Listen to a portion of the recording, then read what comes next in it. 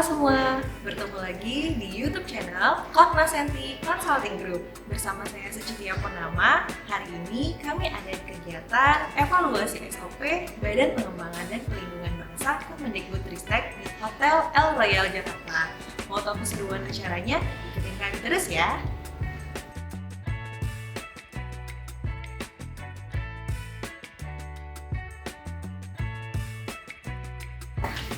Prosedur operasional standar. Jadi ini juga mungkin sekaligus membetulkan gitu yang biasanya yang udah kalau kita kan biasanya di luaran menyebutnya SOP ya. Nah kalau secara bahasa Indonesia yang baik dan benar kan harusnya POS.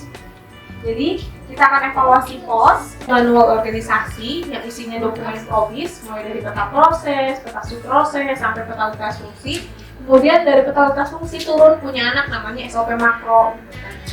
SOP makro nanti turun lagi menjadi SOP mikro dari SOP makro. Jadi pengertiannya tuh bolak-balik gitu ya, nggak menjelaskan siapa jati dirinya gitu. Jadi sebenarnya SOP makro itu apa sih, SOP mikro apa gitu. Jadi mungkin nggak semua kebijakan ataupun dasar hukum itu di dalamnya betul-betul bisa menjelaskan gitu ya. Dan sejauh ini yang kami punya peta proses punya badan bahasa.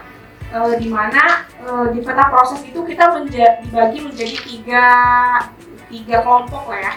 Kelompok pertama ini yang paling atas yang kotak cuma ada 2, ini adalah proses utama. Dia punya anak namanya subproses. Di subproses turun lagi menjadi peta lintas fungsi. Peta lintas fungsi nanti turun lagi itu ada sequence of activity. Jadi aktivitas-aktivitas tadi bersama dengan stakeholder siapa. Nah dalam hal ini mungkin Bapak Ibu familiarnya kayak POS ya. POS juga kan menggambarkan aktivitas, di dalamnya ada stakeholder juga. Tapi dalam hal ini peta lintas fungsi itu hanya menggambarkan aktivitasnya apa, dilakukan oleh siapa, dan alurnya seperti apa. Tapi kalau di POS kita kan ada mutu baku ya Bapak Ibu. Ada waktunya berapa lama, batasannya, ada keperluan apa, kelengkapannya seperti apa gitu. Jadi bukan hanya bicara apa, siapa dan bagaimana, tapi lebih detail lagi ada ketentuan mutu baku yang dituliskan di dalam POS.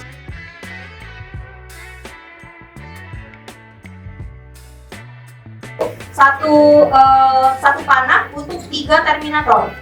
Jadi dia punya satu-satu masing-masing panah menuju ke kotak selanjutnya. Ini salah satunya. Kemudian dilanjutkan dengan di sini juga ada inisiasi awal untuk membuat laporan realisasi. Baru dilanjutkan dengan kotak selanjutnya. Dan juga isi dari kegiatan aktivitas ini tuh sifatnya lebih memunculkan nilai tambah, bukan hanya sekedar disposisi.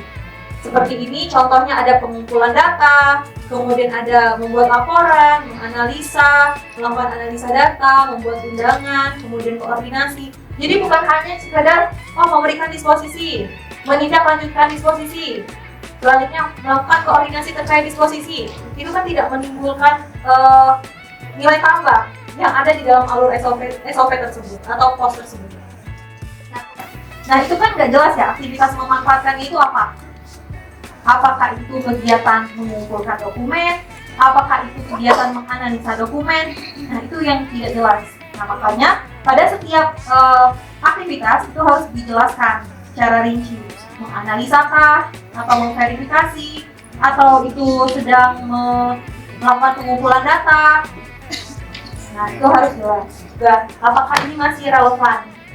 SOP ini tuh apakah masih relevan dengan pekerjaan kita sekarang? Nah ini kita identifikasi.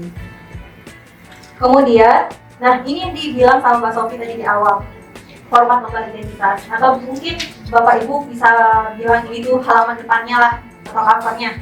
Nah mulai dari nomor SOP, tanggal pembuatan, tanggal revisinya tanggal berapa, efektifnya kapan, kemudian disahkan oleh siapa, nama SOP-nya apa, kemudian ini nanti ada logonya, dan nama instansinya, selanjutnya ada dasar hukum dan kualifikasi pelaksana. Nah, kemudian kalau khususnya untuk di Pusbangwin, kita bisa menggunakan format lebar identitas POS mikro ini.